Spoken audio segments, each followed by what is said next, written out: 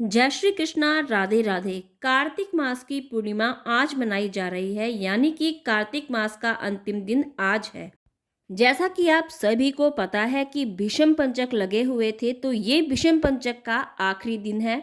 इस दिन 365 दिए जलाने का या फिर 365 बाती के दिए जलाने का विशेष फल प्राप्त होता है। तो चलिए आप सभी को बताते हैं कि किस तरह से 365 दियों की बाती बनाई जाए। देखिए, अगर रुई से बनाई जाए 365 बातियां तो वो बहुत ही मोटी हो जाती हैं। तो आपको या तो सफ़ेद सूत इस्तेमाल करना चाहिए या फिर आपको मोली ले लेनी चाहिए दिए की बाती बनाने के लिए। तो चलिए, हमने यहाँ पे मोली ली है, तो हम इस मोली से 365 बातियां बनाएंगे। तो चलिए वीडियो को स्टार्ट करते हैं। तो जब हम मोली की बाती बनाएंगे तो सबसे पहले तो आपको ये जानना ज़रूरी है कि मोली की जो एक तार होती है उसे हम एक बाती के रूप में मानते हैं। अगर आपकी मोली में 5 तारें हैं तो वो 5 बाती गिनी जाएंगी। तो चलिए अब देख लेते हैं कि हमारी जो ये मोली है इसमें कितनी तारें हैं। तो जब मैंने इस मोली की तारों को खोलकर देखा तो इसमें भी 5 तारें थीं। तो अब हमने क्या करना है, या तो हम इसको हाथ में लपेटेंगे। अगर हमें हाथ में नहीं लपेटना है तो इस तरह से किसी भी तरह का कोई भी चौरस डब्बा ले लें, उसमें आप 37 बार इस मोली को लपेटेंगे। तो 37 बार जब हम इस मोली को लपेटेंगे तो हमारे पास दोनों तरफ यानी कि डबल 37 प्लस 37 बराबर हो गया 74। और 74 को जब हम गुणा करेंगे 5 से तो हमारे पास आ जाएंगी 370 बाती। तो 370 बाती में से हम 5 बाती निकाल देंगे तो हमारे पास आ जाएंगी 365 बाती। तो इस तरह से दोनों तरफ से हम कैंची की सहायता से बाती को काट लेंगे। तो हमारे पास 370 बातियां तैयार हो गई हैं। तो अब हम इनमें से 5 बातियां निकाल लेंगे तो कुल टोटल 365 बातियां हमारे पास तैयार होकर आ गई हैं। तो कई लोग सूखे नारियल को बीच में से काटकर उसका दीपक बनाते हैं। यहाँ पर मैंने मिट्टी का दीपक यूज़ किया है। इसमें मैंने तिल के तेल का यूज़ किया है। तो अब हमारा ये 365 बाती वाला दीपक तैयार हो गया है। तो ये देखिए, यह दीपक हमारा आकाश दीपदान के लिए रेडी हो गया है।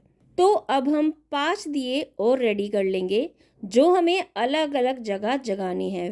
तो फ्रेंड्स, जब भी आप दीपदान करें या तो सुबह सुबह करें या फिर संध्या काल में प्रदोष के समय दीपदान करें। सुबह सुबह 5 बजे से लेकर 6 बजे तक का जो दीपदान होता है वो बहुत ही मंगलकारी होता है। इससे घर के अंदर की नकारात्मकता दूर होती है और घर के अंदर सुख समृद्धि का वास होता है। तो फ्रेंड्स, हमेशा इस बात का भी ध्यान रखना चाहिए कि दीपक जलाते हुए आपका मन शांत रहना चाहिए और हमेशा श्रद्धा से भरा हुआ होना चाहिए। और दीपक जलाते हुए भगवान का स्मरण करना बहुत ही ज़रूरी होता है। इससे अंतरात्मा को शांति मिलती है। तो चलिए, अब ये जो दिए हमने जलाए हैं, सबसे पहले तो हम अपने मंदिर के अंदर अपने बाल गोपाल ठाकुर जी के सामने एक दिए को रखेंगे। तो पूर्णिमा का दिन है, तो आज के दिन सत्यनारायण व्रत की कथा अवश्य सुननी चाहिए। इससे घर के अंदर सुख समृद्धि का वास होता है और भगवान विष्णु जी की हमें आशीर्वाद प्राप्त होता है। तो उसके बाद हम एक दिया रखेंगे अपनी दहलीज के पास दक्षिण दिशा की ओर।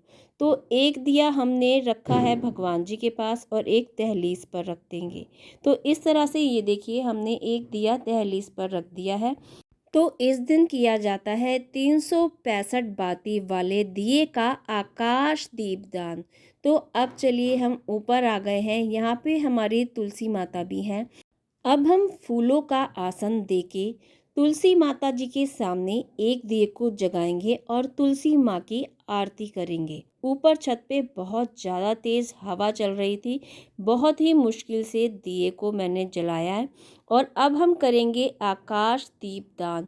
तो ये देखिए, जो 365 बाती वाला दिया है उससे हमने आकाश दीप दान करना है और हमेशा निरंतर भगवान का स्मरण करते रहना है। हरिओम नमो भगवते वासुदेवाय का जाप करते रहना है और इस तरह से हमने फूलों का आसन देके भगवान का स्मरण करके हमने आकाश दीप दान भी कर लेना है। तो अब बच गया है हमारे पास एक और दीपक।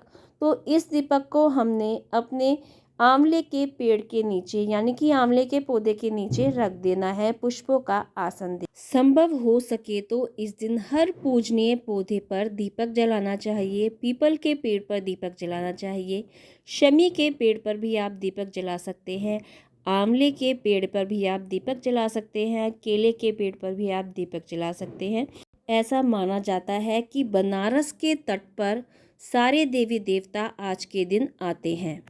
तो अब हम गंगा जी को अपने एक किसी बर्तन में लेंगे और यह सोचकर, मानसिक सोचकर कि हम गंगा जी में दीपक प्रज्वलित कर रहे हैं, दीपक विसर्जन कर रहे हैं, एक दीपदान ऐसे करेंगे। तो आप सभी को कार्तिक पूर्णिमा की बहुत बहुत हार्दिक बधाई हो। जय श्री कृष्ण।